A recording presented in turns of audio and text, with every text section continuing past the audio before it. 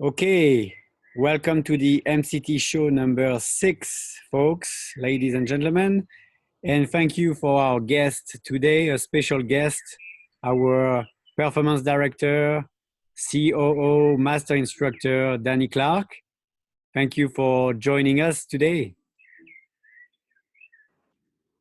Yeah, thanks for having me, brother. And good to see everybody. I'm sort of scrolling through here. I'm a little new to this platform, but seeing lots of names, some of which are events. And yeah, appreciate you all being here and happy to connect with everyone and check in and yeah, be a part of what's going on here. Thanks, Jerome, for doing this. That's awesome.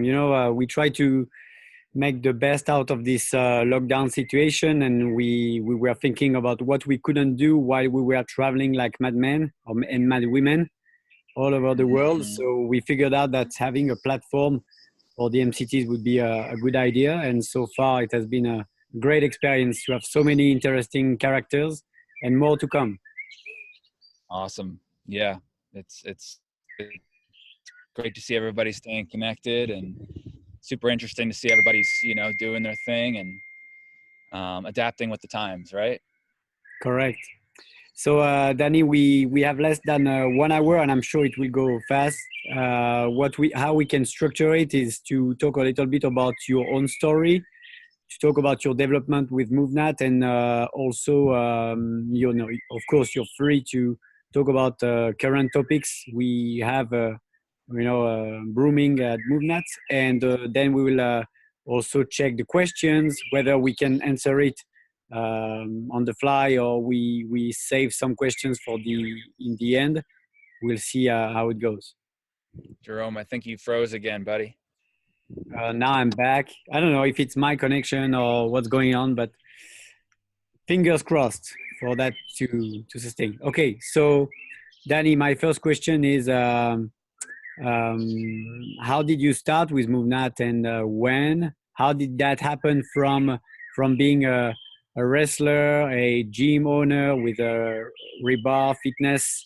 Tell us about your story a little bit, even though a lot of people know you, but maybe they don't really know you in this aspect. Yeah, that's a good question. Thank you. Yeah, I'd love to share. Yeah, for me, like there's a lot of different things that came together for me to find MovNat. And there's a lot of different ways I've explained this because I try to explain a little bit of my story at each certification. But I'd say the underlying thing, the undercurrent of everything I've done that's led me to MovNat has just been sort of a quest for meaning in a lot of ways, like meaning in the things that I do. And for me, that started at a pretty young age with wrestling. I started wrestling when I was 4 years old.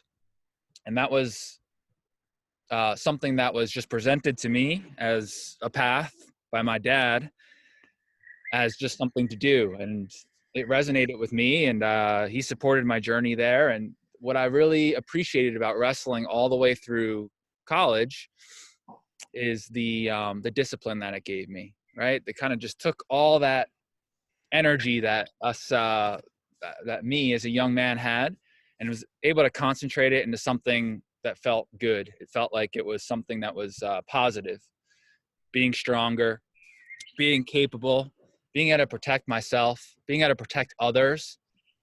And it felt like a virtuous path at that time. And then I studied in college biology and archaeology, which felt unrelated to that pursuit of wrestling. It was just what I was interested in, the understanding of life and history, and it just was fascinating to me.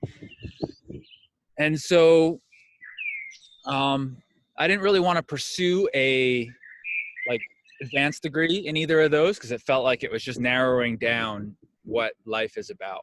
And I really respect those that do that, but for me, trying to just study one little isolated cell or one little culture, like it just didn't resonate with me. I was interested in bigger questions. And at the same time, I was just not willing to let go of the physicality that was such a big part of my life, being a wrestler. I knew that was such an important part of how I felt, and all the good feelings that were associated with being alive and being passionate about doing good things in life. So I switched over to fitness because of that. I actually started at a gym, a Gold's Gym. And at that time, the world was sort of centered around, the fitness world was centered around bodybuilding here in the US.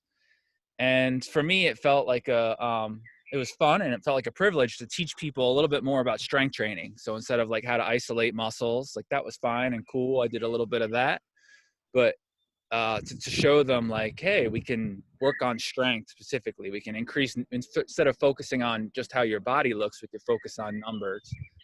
And this will help carry over to the rest of your life. And it helped me as an athlete perform better historically, and it made me feel good. So I really liked helping people embrace physicality through strength training and some conditioning too. But as my martial arts career transitioned and even started eventually fading out, I sort of lost some of the spice. I lost some of the desire to focus so much on strength for a couple of different reasons. One, the number started to feel really arbitrary. Like, okay, what's the difference between a 300-pound deadlift and a 500-pound deadlift? Does it really matter at that point? Like, what is the point of diminishing returns? And I also had a lot of chronic injuries. So my fellow wrestlers were all super injured. They couldn't even really walk by the time, they're like 30, and I didn't want that to happen to me. And even the strength folks were not in great shape either. And I was starting to feel, I already had historically lower back problems and some neck problems and shoulder surgery. So I was just looking for something, a modality that would allow me to continue to find meaning and also like really feel good on my body for the rest of my life, something that felt sustainable. So how could I embrace physicality without breaking myself down became the question. And how can I help others do the same thing? So I was working with people that were in their, 40s, 50s, 60s, 70s. So like a heavy deadlift, again, after a certain point, just started to not matter so much to them.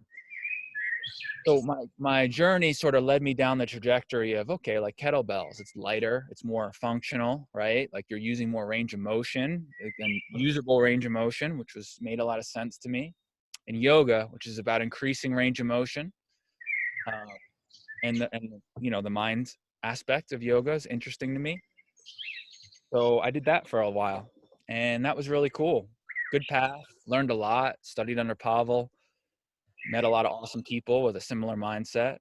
In a lot of ways, kettlebell training, similar to like the ethos behind it is similar to MovNat in that it's about, strength with a higher purpose. And it's embraced by the military and a lot of, first responders and so on and so forth.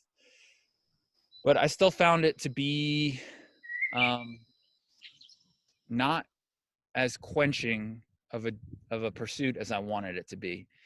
In that so I was able to press a really heavy kettlebell. I was able to still deadlift heavy. I was able to do whatever, hundreds of snatches or whatever. And it just didn't feel like my body was actually really feeling any better necessarily. It was a little better. I wasn't, maybe a little less tight. And I always felt the push and pull still between really heavy strength training and yoga, which was like, again, like I was either I felt like I was either pushing strength goals or pushing range of motion goals, and I couldn't find a middle ground there. And Like likewise, having two personalities, right? yeah, it was a very polarized approach. That'd be one way to put it. Like I was, in the hard, still doing heavy strength training, even though it was with a kettlebell, maybe doing heavy pistols or weighted pull-ups or whatever, same sort of thing, just under a different banner. And I was trying to do yoga, which was about like calmness and meditation and relaxation and range of motion. And so that was good for a while. And I was working at this point. I had owned a few gyms where I taught martial arts and kettlebells. And my ex Abby was teaching yoga and really appreciating all that stuff. And then eventually transitioned into rebar, where I was working with folks who were older in a area that made making a living in fitness a little easier, because it was, serving folks that had the resources to do so. So people were a little bit older. So I was doing private training, and I just kind of hit a wall in terms of like meaning, because I was just like, okay, it's good. I feel like I'm helping people embrace physicality. Is it really helping them live a better life? Like, I'm sure they feel better in their body, but how is this helping them beyond how they just feel in the gym and how they look, right? And so I felt the same way because I wasn't training for a sport anymore. So I'm like, why am I training so hard for all this range of motion and all this strength? Like, why? Is this just to be healthy? Well, I guess so, but do I just do this forever? And especially with my injuries, it was like I was foam rolling. I was doing all these things where it was like 3 hours a day of trying to maintain my body, the strength, the range of motion. I'm rolling, doing PT exercises, and still had some issues. So anyway, I was a little disillusioned, to say the least. And I, when you're maybe a little bored with time or whatever, I found myself searching the interwebs for motivation. And I came across two main things. I came across Ido Portal, and I came across the video that a lot of you guys know, the workout the world forgot. And I started looking into both of those as different options to pursue and change up how I was approaching being a physical, healthy person. And both of them seemed a little extreme, right? Like Ido's stuff was like, okay, like gymnastics and, all this crazy stuff, flips, and it was sort of like capoeira and dance. And it was like, okay, I could maybe see myself, it's artistic, be a nice little art project for fitness, right? But so that was interesting, but it was at least opening my mind to other possibilities. And then with MovNat, I was like, okay, I don't really see this as a way to work out per se, but it's really cool what this guy's doing. Like, it resonated with me as a person who just loves the outdoors. And so I was like, I can't imagine there's an actual system around outdoor movement that makes any sense, but I'm going to go try this for personal reasons. I certainly didn't think it was going to help me with any injuries or help my clients who at the time, my students who were in their 50s and 60s, they weren't going to be climbing trees and stuff. So it was more just a personal thing where I just decided this makes sense. It kind of corresponds to my interest in biology and ecology and nature. So I went on a retreat in Sayulita with Erwan. And I have an article about this experience on breaking muscle that I wrote about shortly thereafter, because it was a really powerful experience for me. It was an epiphany in a lot of ways, because it helped me connect a lot of different dots that were in all different places.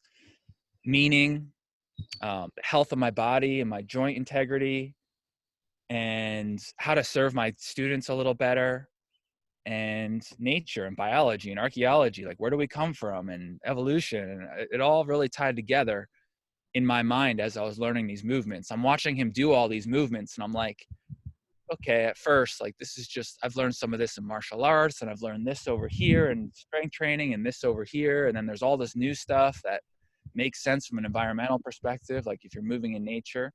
But then as the whole system unfolded, it wasn't about one technique or another technique. It was about the perspective, right? Like, being able to move in nature requires a lot of diverse movement. It requires strength. It requires conditioning. It requires motor control. It requires range of motion. It requires mental focus and calmness. It requires breath. All of it was integrated.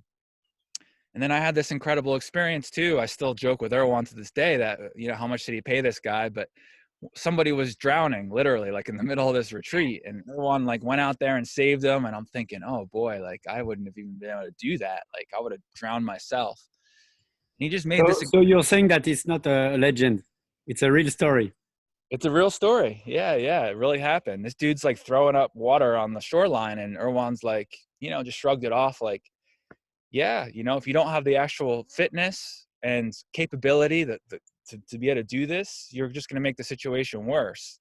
So here it is. This is why we do this. And it was like, yeah, that makes sense. Being strong to be helpful, be able to have a purpose that's greater than just self.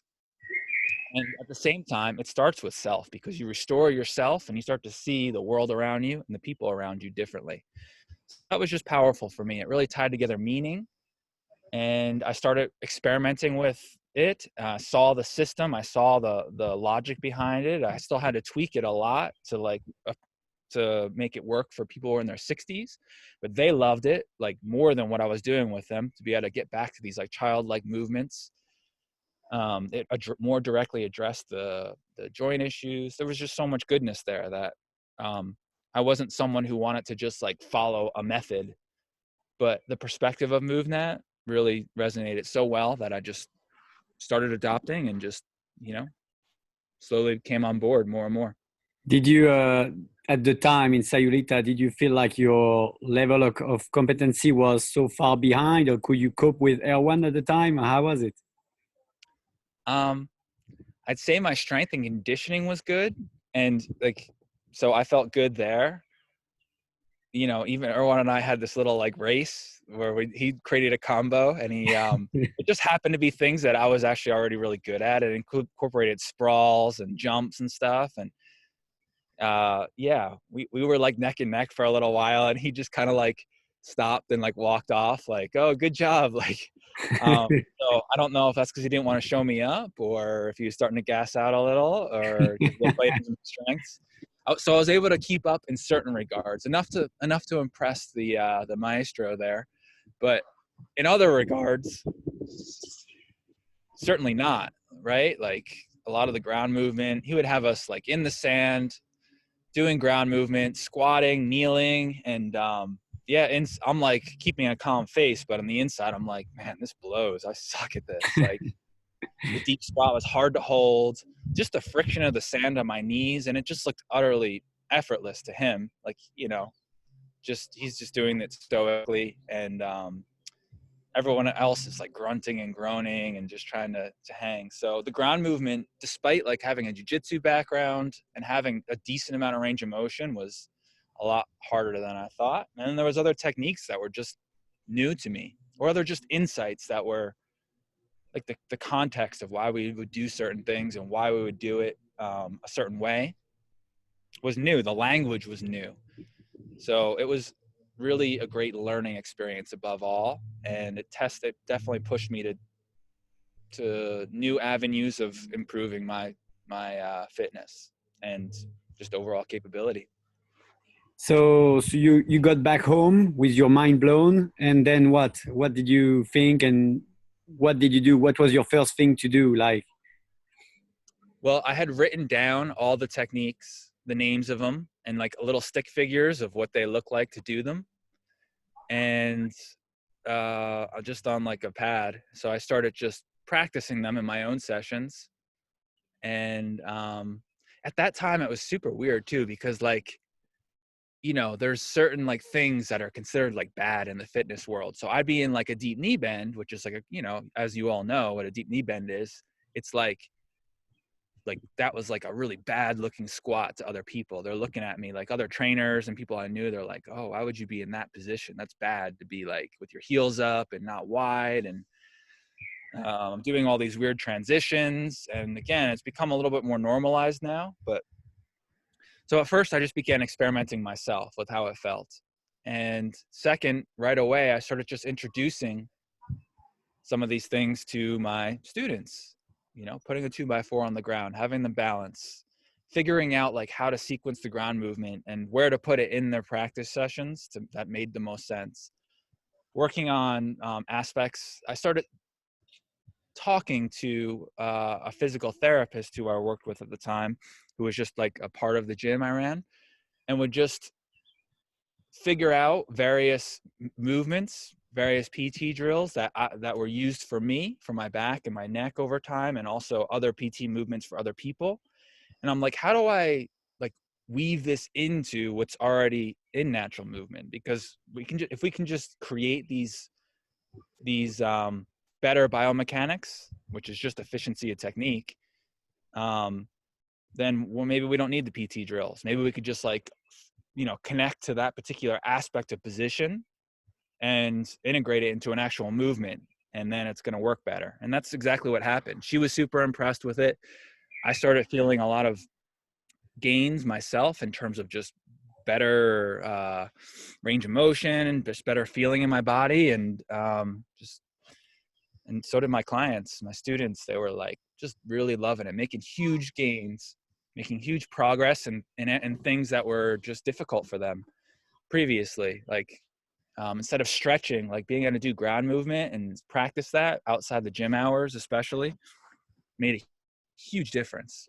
So it was just that transition, but it took a lot of figuring out because I hadn't even gone through the certification at the time yet. I had just done the retreat, and I was like, okay, how do I organize this whole thing? And Yeah, yeah, I so had to do it myself. that was my follow-up question. Like you got your workshop in Sayulita, which is pure outdoors. We have done it together again, Sayulita last winter.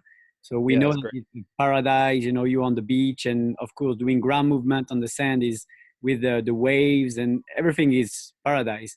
But then you had the approach of already you were convinced that you can do it indoors because you never did it indoors, and then you were teaching students indoors, right?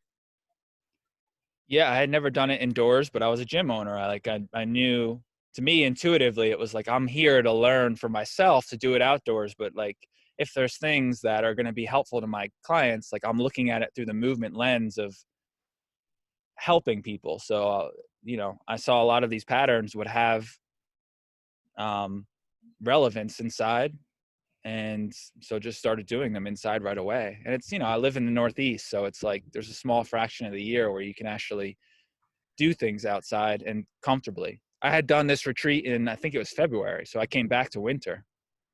So there was no option to do it outside, or not in my mind at that time.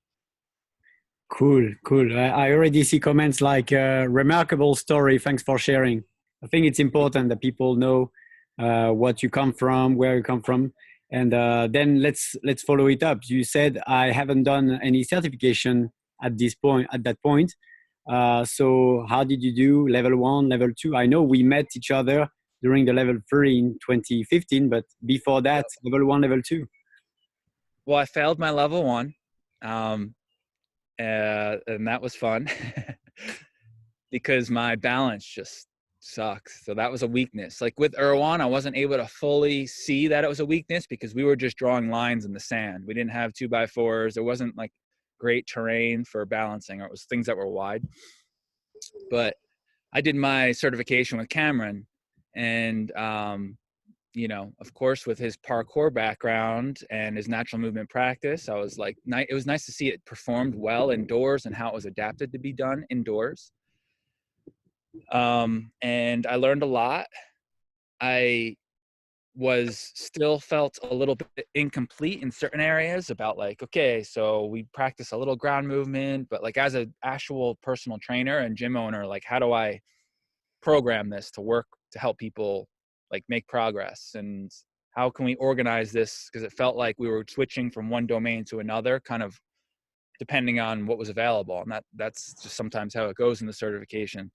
So there were things about it that were a little frustrating, including the fact that I couldn't even pass my balancing test. But I took the level two, passed that, and of course passed my balancing test the next day, and just reflected on the experience and just realized that this, for what it is, like how systemized it was at that time, it was pretty good. Like considering, again, this idea of just moving out in nature is like broken down into domains. It was like, a quantum leap in thought for the world of fitness to be able to even see something like that. But for me, with an exercise science and a programming background, I was like, I need a little more to grab onto to like turn this into something really usable for my students. And I had already started doing that a little bit. And I just needed more troubleshooting. Like, okay, well, what do you do if someone can't deep squat? We didn't really go over that at that time in the certification. It was just like, do the deep squat, do the movements, work on the technique. But so I just saw some areas that could be improved, and it wasn't Cameron's fault. It wasn't anyone's fault. It was just nobody was really a gym owner or personal trainer from like a functional perspective, like at that time that I saw anyway. And I so mean, MovNat was very young, right? was exactly, yeah, it was kind of like I think in the beginning, it was like the team instructors were just given a list of movements and taught and instructed to teach the movements, right? And then they knew the inefficiencies they could work on and stuff, and the kind of domains. But it just needed a little more organization. So that's kind of how I got involved. I was just like, hey, Erwan, this is great. I went through the certification. Thank you so much. What you're doing is amazing. But we need a little more if you really want to take this to the next level, to make it really usable for people who are teaching other people who are at this huge natural movement deficit, to where they can't really do it. Like the people I worked with in their 60s and 70s, like if I just put them on the ground, they would break, literally. So I had to like think of how to do this, and it wasn't presented to me. I had to figure it out. But so I was like, Erwan, what you're doing is fantastic, but I think I can help a little bit, both through writing, because I want more people to understand what this is about. And second, through the certification process, we need maybe less movements in the level 1 that we can probably bump to level 2, and more breakdowns, not just of the movements themselves, but like, how do we organize this? How do we program it and make it as usable as possible for someone who is a fitness professional or a physical therapist, or someone who's really on the front lines of working with people that are not able to just do natural movement and get the gains they like. I like the way Greg Cook put it when he, in that Exploring Functional Movement DVD he did with Erwan, that, some people, just by shopping in an organic grocery store, they're going to get more healthy automatically. They're going to solve nutrition issues that they may have had, or physiological issues, just by shopping in an organic grocery store. But some people need those synthetic vitamins or those specific nutrients at high doses or whatever to be able to like solve a major deficit, like a pathology, right? So the physical therapists are the ones that do that from a movement perspective. And we're the organic grocery store of movement, right? We're just like, come and do natural movement and you'll probably get a lot better. But there needed to be a little bit more of a connection there, right? Like, we don't want to just teach people natural movement. We want to be able to progress them through this in a way that makes at least sense, that starts them on the ground and works them up, and there's lots of troubleshooting involved. So that's what I proposed to him, and he was like, yeah, do it. Like, that's what we need. That's the background I don't really have, the exercise science and the programming. So do what you know how to do to make this system as good as it can be. And he's like, I can bring you on board if you can, for doing this, and you can be a part of the curriculum or develop the curriculum. And I was like, I'm running a gym, so I can do it in my spare time. And so I started with that, and I just started like creating basically a progression tree of all the movements, and it sort of turned into literally a tree, starting with ground movements and all the positions and transitions, how they link together and interweave, and then working up the tree of development. I started thinking about it from a developmental perspective, not like to perfectly emulate child development, but to sort of parallel it, right? Like, certain skills are easier to learn if you have a good base of other skills. Like, a kid doesn't just stand up and walk, right? They roll over, they sit up, they do all these steps, being able to get up, being able to crawl, that allow them to walk better. So it's like, well, why can't adults do the same thing? Even though they can walk already, they're walking horribly inefficiently. What if we don't just work on the walk and by balancing, but we work on the walk by crawling, and we work on the walk by solving some of the deficits in ground movement? So I started thinking, it just really changed my perspective too, as a whole. I started thinking about, what if people don't have mobility issues, or they don't have range of motion or motor control issues, but they really just have natural movement deficits? So instead of having a hip mobility problem, maybe they have a sitting problem. They just can't sit on the ground, and they can only sit in one way, or their back's doing all the work. And that lens just led to a lot of different things. I started researching, motor learning and all the neurological side of the story there. And I've really just done the best I can to incorporate that. And it's a challenge, because, well, it's not a challenge, it's just a matter of time, because especially for me, what happened is I started getting more involved with the company itself, because I decided, like, I just want to go into this full time. Or want to ask me if I wanted to get involved in this as like instead of my gym. And I was like, yeah, I would love to. But But that, of course, involved more than curriculum stuff. That involved a lot of stuff. And yeah, you know, Vic decided to stay as an instructor, but part ways as general manager as we, you know, shifted focus and changed a lot of things. And so a lot of those tasks of running the company have unfortunately pulled me away from the curriculum development as much as I'd like to be involved in that. But at the same time, it's just an inch by inch type of thing. Instead of overhauling it, I kind of overhauled it, and then slowly I make developments. And especially now that we have a bigger team, I can bounce ideas off of all of our team instructors and the people at HQ. You know, we're such a awesome team with so much more perspective and talent and expertise from a lot of different angles, that it makes that part of the work really fun and interesting, but slower than I'd like.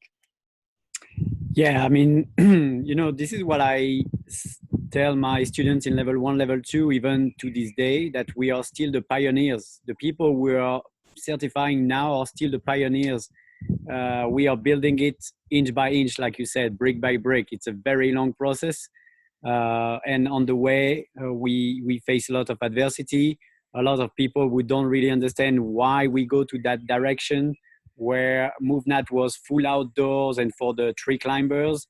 You know, there are a lot of different avenues where, as you can see, where you can see MovNat.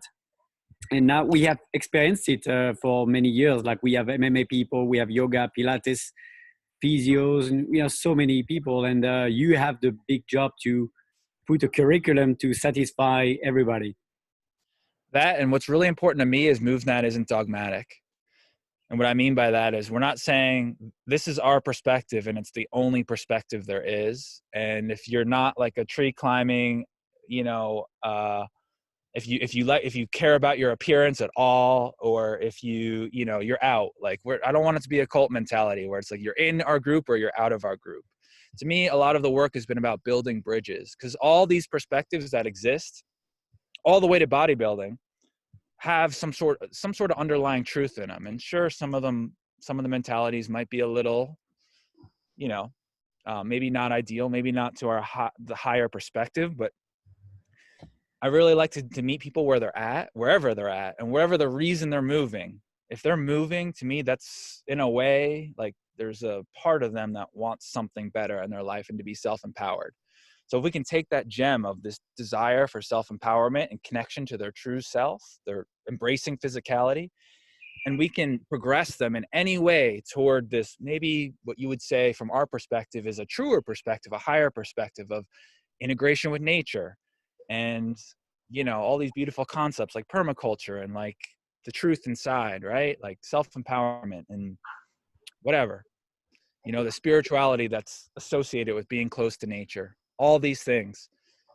We don't have to take people from all the way from A to Z.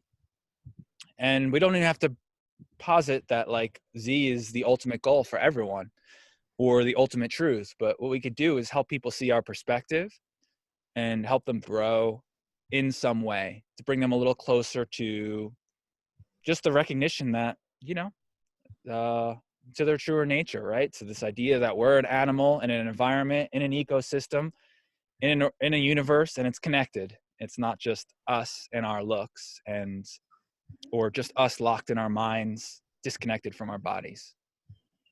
Yeah, you touch a very good point about, you know, the purpose of natural movement.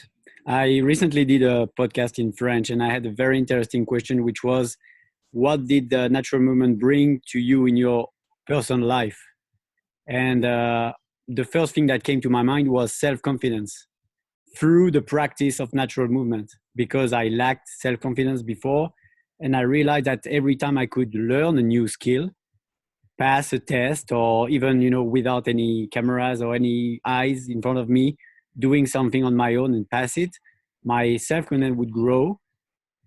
Ground movement makes your posture better, so you look better. And, you know, that was a kind of the main theme was self-confidence, which is in the fitness world. You know, if you talk about self-confidence or spirituality, things like that, people are looking at you like, what are you talking about? We are talking fitness here. Right. We're talking six packs and gun shows, right? Even But though this week we did the fitness challenge, which is a part of this, but yep. it's part of this, only one part of it. Yeah. And again, it's a part of the whole, it's a part of the whole, and it's a part that resonates with a lot of people. So there's no reason that we can't speak to people who are looking for that, or those that already understand the whole, our own MCTs, our own community here. To be able to zoom into one aspect is really powerful, because it's easy to get lost in the whole and forget the parts that maybe become neglected, right? Like to be so into fine tuning and like doing restoration and, and then forget like, hey, fitness has a part in capability and in health and in empowerment. To be fit, like it doesn't matter how well you can move. If you can do ground movement and you have perfect control, if you can't get on top of the wall, or you can't swim, or you can't run, your capability and your self-confidence and all the stuff we talk about is not where it could be, right? So sometimes just that reminder to emphasize certain things is helpful. Even for me, I start to do that same thing. It's nice to just work on fitness or switch my emphasis on what I'm focusing on. Yeah, I think self-confidence is one thing, and what really helped me, and I think a lot of others, is the community aspect. We gather, we do a get together with the MovNat team every year, and this is a moment we all look forward. And of course, meeting the people during the workshops is such a great sharing of energy. We share energy, we give energy, we get some energy back, and this is where the confidence comes from as well. We don't like the word tribe or whatever, but this is kind of what we need. Social beings we are. Yeah, we're social animals. We need that connection. It's nice to find other people, to not just feel like the weirdo out in the woods, right? To find other people who understand that perspective. And not to brag, but I've been in a lot of different communities or whatever, and maybe it's just because of my energy and what I'm interested in, but like I just love the energy of the people that are associated with MovNat, because there's this big picture thinking, this perspective, and really I see any connection to nature as spirituality. So these are spiritual folks that are interested in something bigger than themselves, interested in the health of the world, interested in each other and listening. And, so it's just beautiful. I just really appreciate the connections that we have among each of our team instructors who bring each of their own gifts, right? It's not like, I love that MovNat's not just the Erwan show, right? Like each of us, and it's not me, it's each of our team instructors brings their own energy, their own gifts, and even has contributed, many of them, if not all of them, to the curriculum itself. So it's like this beautiful collaborative thing that still is operating in a capitalist paradigm, because it has to. That's the world we live in. But I think there's something really special there, and that's what really keeps me into this, because it's like,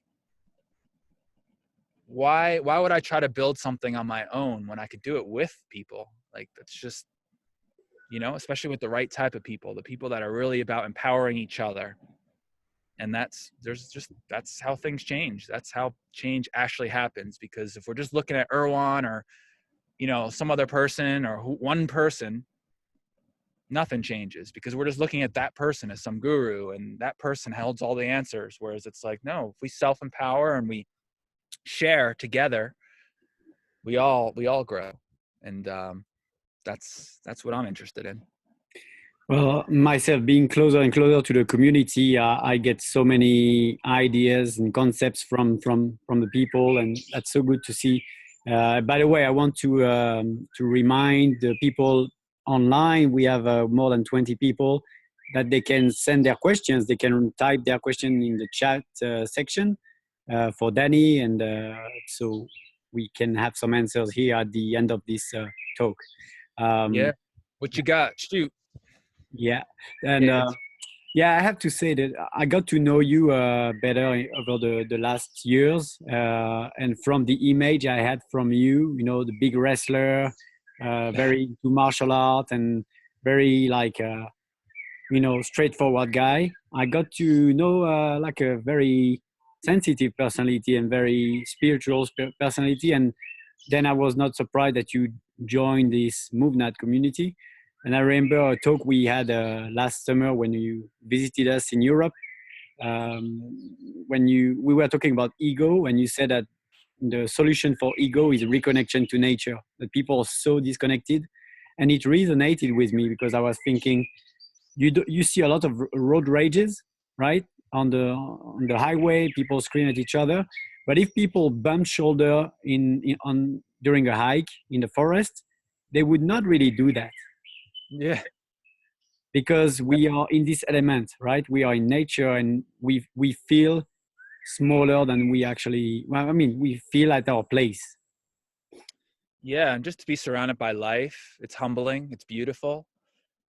Um, to feel like you're able to belong in nature, I think lowers that like protective barrier that sort of lowers that self that can get inflated, right? There's so many, I mean, we can go down the rabbit hole of that, but yeah, I'm glad that resonates. That's that's something that I try to explore a lot, is just like, yeah, what is the connection between the psychology and nature and the movement and all that? It's just topics I'm super interested in. And just, you know, because for me personally, the movements themselves are excellent. You know, I teach level 3 now. You do too. Like, we can always refine and get better for sure. But then there's other dimensions too, right? There's the psychology. There's other ways to connect to nature that just aren't about movement. We try to convey some of those concepts in level 3, like observation, moving slow, being still, these type of things. And all these things, I think, have positive effects on how you think, how you move through the world, how you carry yourself, and how you feel, and your security, which in the world, which makes you not have a big, you know, ego, makes you humble, makes you connected. So I I think a lot of people discover this on their own. They don't need me to tell them, but it's like getting people in the doors sometimes a challenge. Yeah, you make me think about one experience during the last level 3 in Vienna, Austria, where we were hiking up the mountain, and you just we all looked at the landscape. You didn't say a word, and people felt like, okay, that's a time for silence, and we just sat down all together for, I don't know, half an hour or something. That was a powerful moment where you didn't actually say, hey guys, I would like us as a group to meditate and blah blah blah. You just sat down and people figured out by themselves what was the great thing to do. Yeah, right. Yeah, it was just observation, stillness, tuning in. And I think yeah, I think that's the natural state actually when you're in nature, to do that. We all kind of do it. We sit on the top of a mountain and we just look off and feel that beauty. We let it inside of us, and it affects how we think. And you know, to meditate inside, you know, is great. You know, this whole idea of meditation is, I think, valuable, very valuable. But I think to integrate it into nature and to see it as something a little bit more dynamic is something that natural movement, that practice teaches you without really needing to be taught. And yeah, so I just try to open the door and sort of point to people like, hey, there's this other dimension of the practice too that's not just about like physical prowess. It's about your mind, which is connected to that, of course. Cool. So Yeah. so now we understand way more where you come from and the journey, and I understand that it was not very easy to just take over not only the curriculum but running the operations as well. And now, do you feel satisfied? Do you feel like you could get some work done in the last years, and maybe you can talk about licensing and stuff like that? Yeah. Yeah, absolutely. Well, those things are connected because we're always trying to grow MovNat. It's that balance of growing it and keeping our integrity, keeping our, you know, feet in the ground and sticking to our roots too. So the more we have to like reach to new niches or audiences that might be receptive to what we have to offer, the less, so sometimes we have to like let go of the hardcore nature thing. Not that we're fully letting it go, but we're just not making it like, we're not coming at people with like, hey, you got to be barefoot in the woods, otherwise, you know, you're not doing this right. You know, for example, I was just down in Colombia. I met with a famous soccer team, Atlético Nacional, and the coach was entertaining my presence because of a fellow soccer player who was a MovNatter who just found MovNat on his own, said like, hey, you got to meet this guy. So, you know, he's like, okay, well, what is MovNat? I went to your Instagram and I don't see how this connects to soccer at all. Like, and so I had to deal with that, like, you know, and I didn't have to explain the evolutionary perspective on why you need to run barefoot in nature. I had to just bring it to his language of like what this is about. So translating it to other people is something I think we're doing really well. We're doing better and better. And I appreciate all of you who support that quest, because some people don't understand. They look at it as like, oh, they're selling out, they're commercial. It's like, no, we're just trying to actually make a change. We have to speak other people's language. So if you're trying to convince someone to do something and you don't even speak their language, literally, if I'm trying to tell you in English what instructions and you speak French, you're not going to understand me and you're going to think I'm crazy, right? So Je ne comprends pas, monsieur. we have to speak other people's language, right? Still working on my French. Well, working on Spanish. So we're doing a good job with that, I think, you know, by focusing on the ground movement early on. When I first got on board, really putting emphasis on ground movement, the ideas of the NDS, the perceptual motor development, just the more the sciencey language I brought in, I think really helped. And then, you know, the team backing me up and adding insights, like awesome stuff. And that's helped us grow. And we just continued that path since then. And licensing has been a part of that. And I would say that like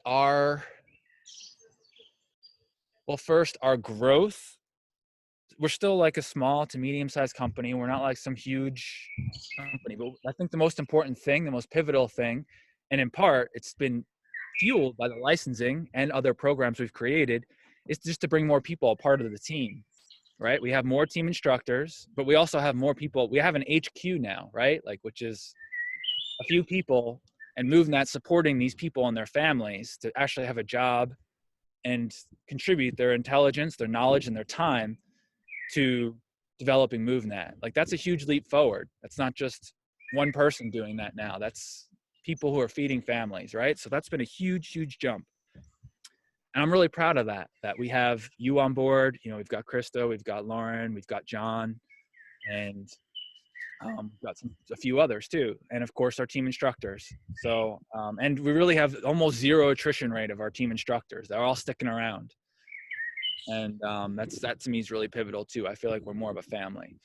So that's been like the really big changes. And how licensing connects to that is, well, we have a licensing program. It's about half the price of what it would be for any other organization.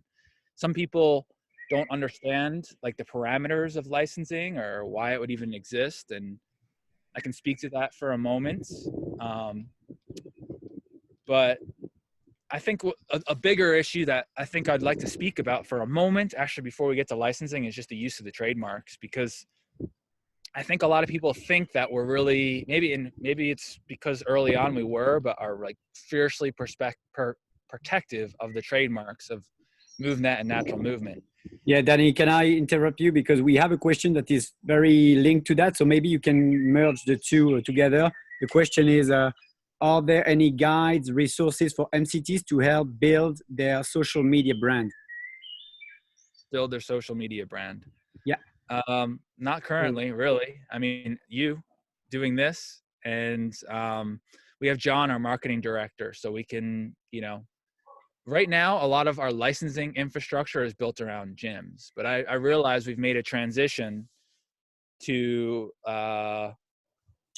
a gym needs a social media presence, of course, with Instagram and Facebook. And then even this online, you know, like having to transition to online, suddenly social media becomes much more important because that's where you're finding students. We're not all at a physical location now where we can gather. You're online looking for people who are interested in your services. So that's an area that we are actually under development. It's under development right now because we have our licensing program, which is for physical locations, class and gym licenses. And then we're going to have class licenses, or we have class licenses for people who just want to teach online.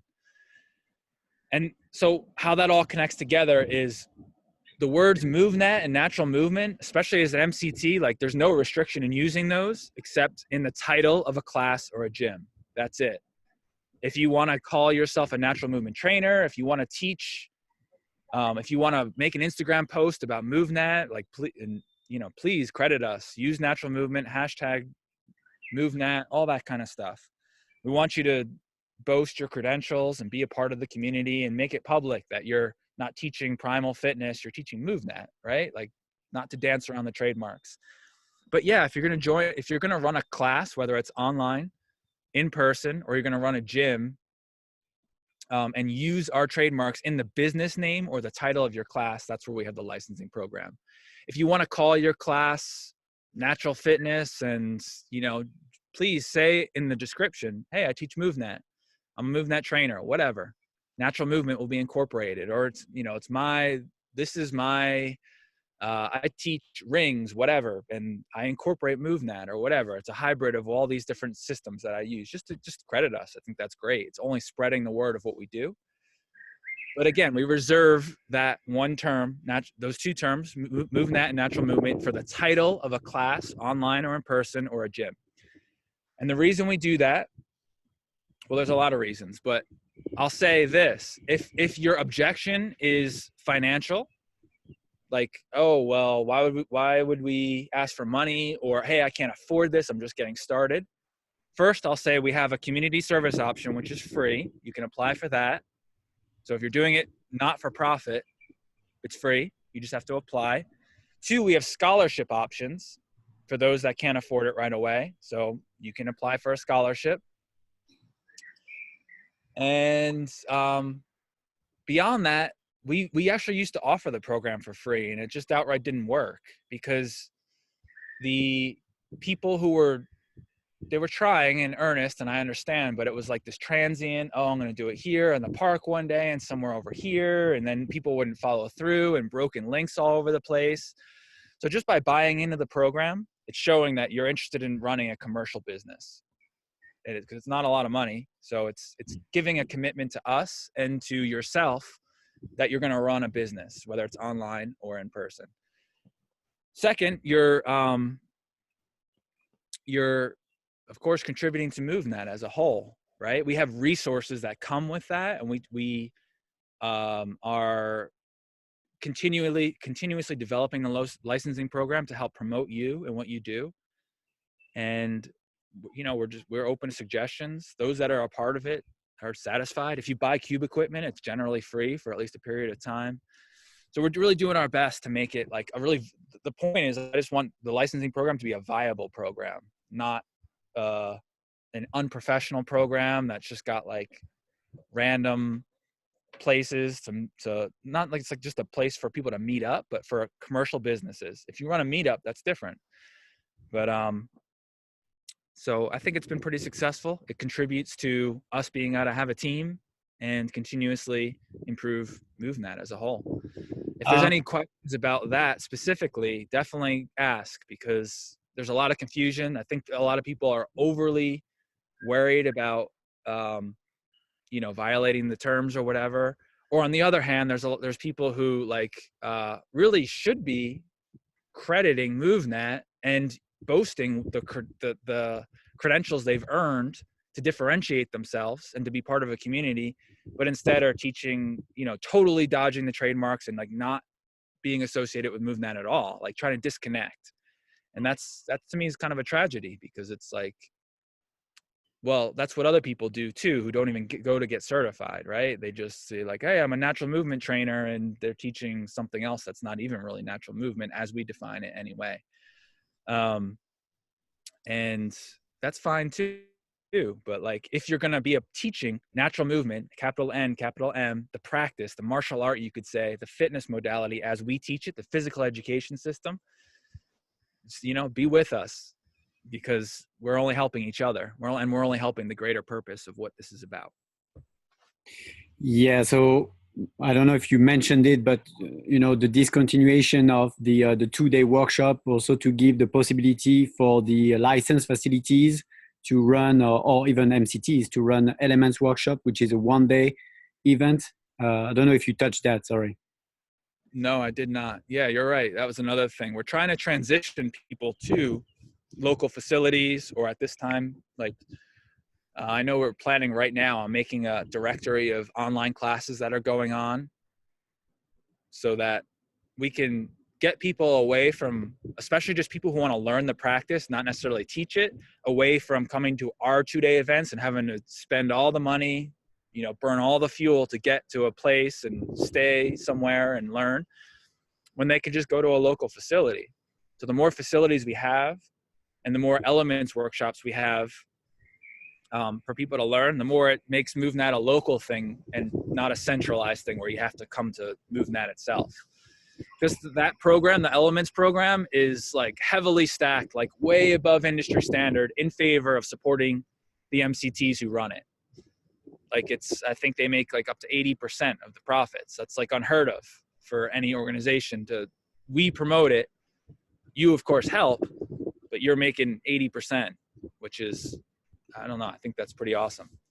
Plus, you know, from my European perspective, or all over the world outside of the US or English-speaking countries, the fact to have the class, you know, taught in their own language is a big plus as well. Yeah, it just gives them opportunities to sell their services too. It's like, here, you got a whole bunch of, here's a handful of people that are really interested, like top prospective clients for you to maintain an ongoing relationship of some sort in your area. Like, it's great. That's sort of the goal.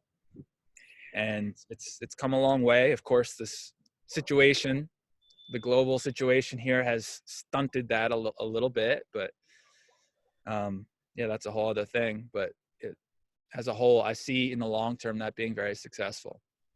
And the more we're getting some traction with physical education systems adopting MovNat. Again, we want to see this not be something where you have to come to a MovNat event to learn, where you can learn from people who have learned through MovNat, trainers, MCTs. Go to them to learn, not us. We can support you through e-courses, because if that's your only option right now, or you want to kind of get going, but that in-person part, we want to be through you guys. That's awesome. Hey, Danny, I told you 1 hour would pass very fast. We did 1 hour, but do you have 15 more minutes? Because we have a bunch of questions that we can go through. Yeah, absolutely. That's awesome. Okay, so let's start the questions with Eric Lazar, that you know, I think. Eric Lazar. What's up, Eric? How's it going, buddy? So he's saying, just get your take on continuing to train with pain in case knee. Is it just if it hurts, don't do it? Or do you have other workarounds? He's talking about MovNat, how MovNat can help.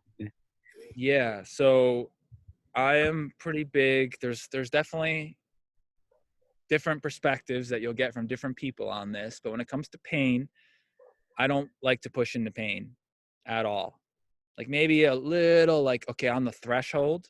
And I think being near that threshold, if you're doing something that's healthy for your joints, is fine, but not pushing past that threshold. So if kneeling hurts, for example, that's why I would have you bolster your kneeling. Not to the point where like you don't even feel any stretch sensation at all, right? But like, just get to that threshold before pain and really work on your position, work on your breathing, and go from there. So especially if there's pain, like, work down the chain, go back to ground movement, figure out what's the source of that. What's the deficit? Again, what's the natural movement deficit, whether it's how you sit, how you transition, how you get up, how you walk, how you balance, how you lift with basic lifts like the deadlift, any of those things. Find where the trigger is, the most basic pattern you can that would trigger that pain, and just problem solve from there. I really fundamentally believe philosophically in listening to the signals your body offers you. as feedback. And pain is one signal, and there's a lot of nuanced feelings between pain and not pain, right? So like listening to those signals, the good feelings and the bad feelings, I think can inform your practice. And then just using that lens that we offer, of course, from the ground up, and the idea of natural and healthy. Awesome. Thank you. So we have oh yeah, the question about the social media brand, I can add a little bit on this. That's why we have Lauren, who does a great job since she took over the social media to share the stories, share, every experience of every single people who tag MovNat natural movement. So if you use those tags, if you use the hashtag the brands, of course now we have people that can see that and can relay to give you some visibility. Would you agree? Yeah, that's great. Yep, exactly. Cool. So we have a question from Elizabeth. For those who are level 1 like me, how can we know that we are prepared for level 2? Because I believe that there will be always some difficulties in certain skills for me. I guess you say for me. Yeah, it's a challenge. Well, checking out that movement progression manual so you could see the movements, and looking at our video library just so you get a sense of what the movements are is the first thing. Like getting a visual assessment. What do I have to be able to do? And we don't really advertise what the tests are. So we do that on purpose to a degree so that you can be sort of prepared for anything. And, we try to combine things. So we're not just testing one skill per se.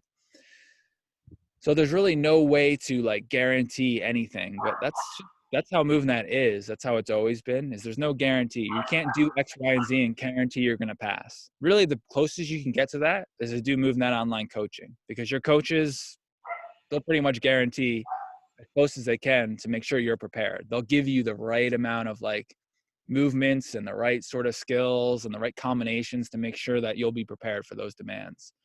For everybody else, like, it was the same for me. It was the same for anybody else. Like, you go, you learn, you figure out where you need to work on. If you make sure like you have a good, I guess the other thing would be like, do you have a good base of level 1 skills? If you still struggle with level 1 skills, then you're probably not ready for level 2, right? So if you can't side swing traverse super easily, if you can't get to a foot pinch and kind of pull yourself up a little bit, like, you're going to struggle for sure. But if you can do all those things really easily, then yeah, you'll probably be ready. And doesn't mean you're going to pass. But then, just like the level 1, there's the window afterwards. Instead of 3 months, it's 6 months to be able to pass any test that you did not pass. And I'll be frank, I know it's hard on the ego, but I think it's actually preferable that people don't pass on the spot, because the best trainers are the ones that don't pass, really figure out how to own and learn the skills that they still need to work on, and they become better teachers because of that. So that was a great part of passing my level 1, balancing. Like, I had to really learn how to balance. Like, if I would have just got through it, I would have overlooked it as something I needed to work on. But because I didn't get through it, I had to really work on it, and it changed everything for me. So I think the short answer of that is show up, make sure you have your level 1 skills under control, make sure you practice some of the level 2 skills, just leave your ego at the door and do the best you can, and figure out what you need to work on. Use this MCT group to ask for suggestions for training and all the insights you get at the event, and you'll pass. Yeah, that's a great answer. I also failed my level 1, and it's still in my mind that I had to send this jumping video. And now I like jumping, so this is the same experience where you actually have to look at yourself in the mirror and figure out what did I do and how can I improve. And I have to say, the online students that I have from this platform you were talking about, the MNOC platform, I have a lot of level 2s who want to be level 3, and they specifically ask me, can you prepare me for level 3? So you nailed it. Yeah, that's the way to go. All right. Paul, oh good, is saying, is there going to be an online level 2 e-course? We have the Yes. level 1, but Yep. We're going to make an L2F, level 2 fundamentals, to prepare you for level 2. And I think we'll probably do a level 3 one as well. They're going to have to be different. It's not going to be like, both of those are not going to be primarily centered around being on the round mat with the beam assembly. Like, obviously there's a lot more dynamic movements. Some of them probably need to be performed outside, but we want at the base, the level 1, to be where you can just really prepare inside in your own home. Just to, again, we're widening out that, we're making that barrier to entry as small as possible. But, you know, if someone's ready for level 2 and level 3, I think we've sold them on the idea that, yeah, maybe they're going to have to step off the mat and get in nature and be a little more creative and maybe make their own little home space outside or whatever they need to do. But short answer, yes. Okay. Well, the questions are popping. Oh, Krista is with us and she's answering some questions also on the side. So we know we can count on Krista anytime, right, Danny? That's right. Krista's got our back. We got her back. That's Go awesome. team, go. So she was answering about level 1, level 2 e-courses. We already talked about that. Oh, we have Coach Julie Beck. Hey, Julie. Yeah. So, oh, she has a long one. I try to be fast. Good morning, my friends. Is it possible that in the future we may consider recertifications in a way that is more case by case, a new way to test actual teaching skill, for example? Why, you ask? An individual coach who may be injured would no longer perform a specific technique for a student client, but is still a hell of a coach. A gymnastics coach doesn't twirl off a bar, but teaches others how to. Would love to hear that may be possible. Yeah. Good to hear from you, Julie. Sending well wishes your way. And I think that's a really good question.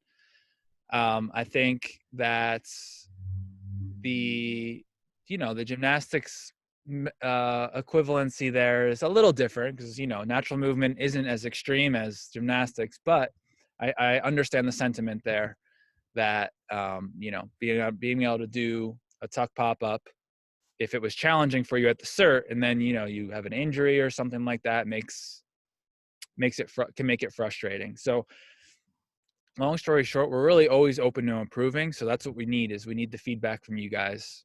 What are you struggling with? Why is this particular aspect of the curriculum or the way we do things not working? And that's what helps us adapt, right? Like, we need feedback from all of you so that we can make changes. So that's the first I've heard anybody say something like that. And, I hold weight for someone like you, especially Julie, who's been a part of the community for a really long time and is very capable and a great coach. So yeah, I think that in general, we allow exceptions and extensions always for injuries. So like, if it's something you feel like you can do again, then that's something that we just extend deadlines. Typically just communicate with us. That's a big thing. So I would just say communicate with us in the meantime and we'll figure it out, because if you all want to be here, a part of our community, we certainly don't want to be turning you away. Of course we have our standards, but at the same time, like, there are either exceptions or, again, the system needs to evolve in certain ways. So awesome. Just communicate with us. Thank you, Danny. We have Nate who's saying, yeah, that's pretty common for those going for level 1, level 2 to do the online coaching. I had a client there successfully passed their certification doing MovNat. Awesome. So Eric is thanking us. Elizabeth as well. And Nate has a question. I have a question. Is there a clear path, or do you have suggestions for some who wants to become a team instructor?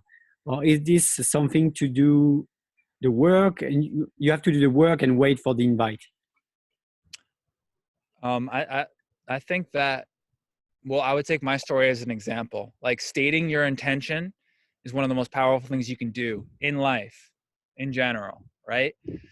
So I can say that if there's a common factor with everyone who I've promoted to team instructors, they've outright, especially face-to-face, have stated to me that they intend and they want to be a team instructor. because I'm not really interested in having someone a part of the team that's not like oozing with passion for what this is about. And not to say that if you didn't say that you're not, but it's like, that's important. And the easiest way to meet me and to say that to me is to come to level 3, because that's also a prerequisite to have attended level 3. So that would be the fastest path. Come to level 3, tell me what you're interested in. I can't guarantee anything, because then the next level is, well, do we need a team instructor in that area? And, we're growing, so it's possible. It just depends. And then, of course, the other important thing is, what is your teaching experience? Because just to be level 3 is excellent, but like, there's hours and hours of coaching that need to go behind being able to be a good instructor. So I would say that, that's what you need to do.